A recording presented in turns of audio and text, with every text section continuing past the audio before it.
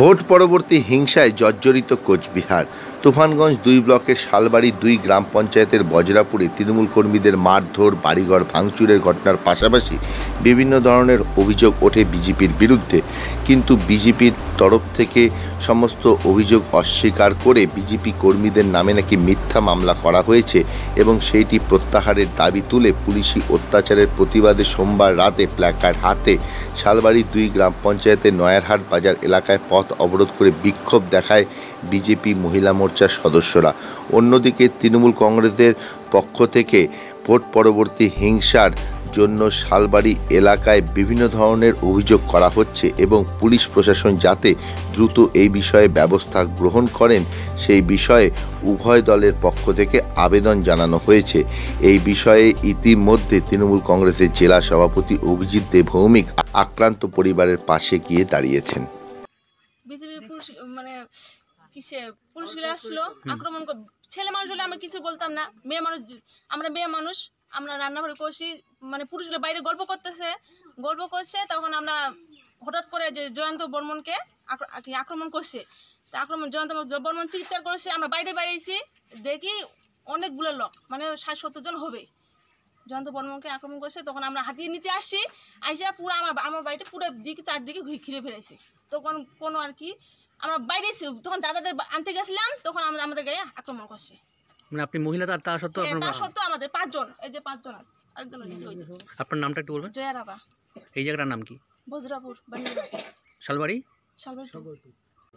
কালকে তো ভোটের শুক্রবার 19 তারিখ ভোট শেষ, ইভিএম চলে গেছে। আমরা বাড়ির পাশেই চাঙড়ায় বসে আছি, হঠাৎ করে পিছন থেকে ২০-২৫ জন মাথায় হেলমেট, কালো কাপড় বাঁধা ছিল, লাঠি শুলি দেখি সবাই নিয়ে হঠাৎ করে আক্রমণ। আমরা বুঝতে ওঠার আগে তারপরে আমাকে আসে মারে, প্রথমে পিঠে মারে লাঠি দিয়ে, কিচ্ছু হয়নি।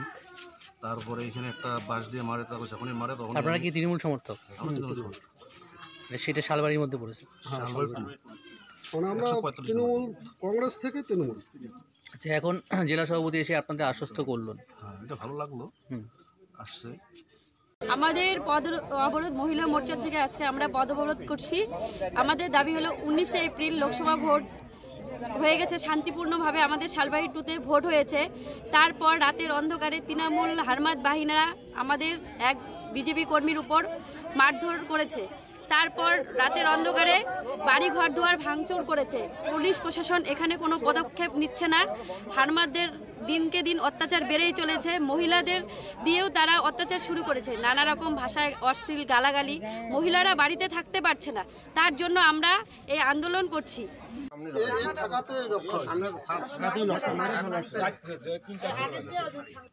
এদের হাতে যদি কিছু থাকতো তাহলে ওরা এতটা সুযোগ পেত না। এর আগেও অ্যাক্সিডেন্ট হয়েছে না,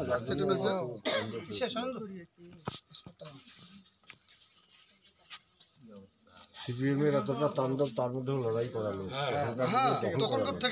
আমরা কিন্তু তখনকার দিনে সব সিপিএম এর সঙ্গে লড়াই করে এই শালবাড়ি 2 জীবিত হয়ে যাওয়ার পরে এসে আমি ঘরে বসে থাকতেছি।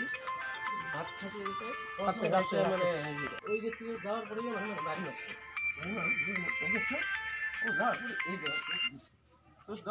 বেটা গেছে, বেটা যাওয়ার পরে বেটা 4 জন ছিল, বেটা একজনে বাঁচছে, ছাড়ছে। ওরা আবার পিছনে আমি এসে ঘরে ঢুকছি, পিছনে এসে দূর বেড়ে ঢুকছে। সরকার জামা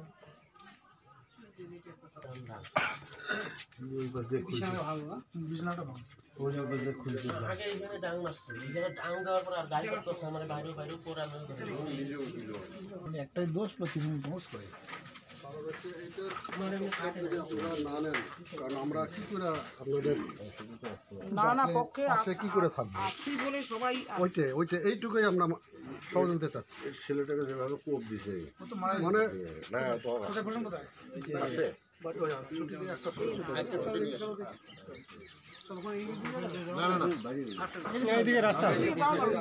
MG Memorial School is a day English medium co-educational school with day boarding and creche facility.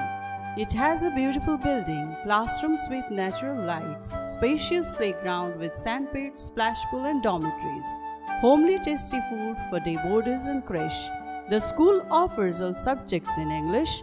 Vernacular is must according to their mother tongue, Hindi or Bengali.